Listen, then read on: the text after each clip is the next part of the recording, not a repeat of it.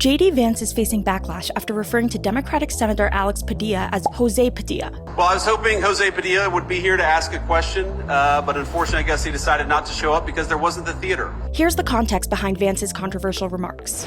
On June 20th, Vice President JD Vance outwardly accused Democratic lawmakers of encouraging violent protests while speaking at a news conference in LA. In response to a question from a reporter about Democrats getting handcuffed for speaking out against the actions of the Trump administration, Vance referenced a recent incident where California Senator Alex Padilla was removed from Secretary of Homeland Security Kristi Noem's press conference and put in handcuffs for interrupting her while she was discussing immigration protests in LA. Sir, hands up. I'm Senator Alex Padilla. I have questions for the Secretary. Vance made a sarcastic comment about Padilla's behavior, but in doing so, he referred to the senator as José Padilla, the name of a man convicted in 2007 on charges of supporting Al-Qaeda after he was accused of plotting a dirty bomb attack in the U.S. Well, I was hoping José Padilla would be here to ask a question, but unfortunately I guess he decided not to show up. Vance went on without pause, criticizing Padilla's actions along with those of other Democrats who have had similar experiences over the past few months. Alex Padilla recently recounted the events on the Senate floor, presenting a very different narrative from the one Vance relayed at Friday's news conference. I was handcuffed and marched down a hallway, repeatedly asking, "Why am I being detained?"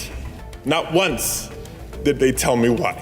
If that is what the administration is willing to do to a United States senator for having the authority to simply ask a question, imagine what they'll do to any American who dares to speak up. Padilla explained what prompted him to speak up during Noem's press conference, defending California Democrats who were targeted during her remarks. At one point, the United States Secretary of Homeland Security said that the purpose of federal law enforcement and the purpose of the United States military was to, quote, liberate Los Angeles from our governor and our mayor, to somehow liberate us from the very people that we democratically elected to lead our city and our state. Of course, I was compelled, both as a senator and as an American, to speak up. But before I could even get out my question, I was physically and aggressively forced out of the room.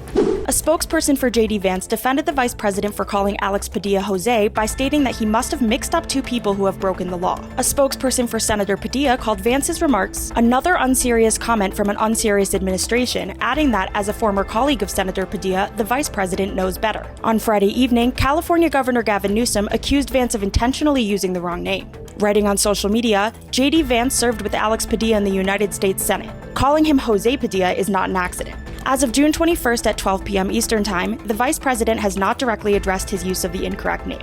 Well, I was hoping José Padilla would be here to ask a question, but unfortunately I guess he decided not to show up because there wasn't the theater.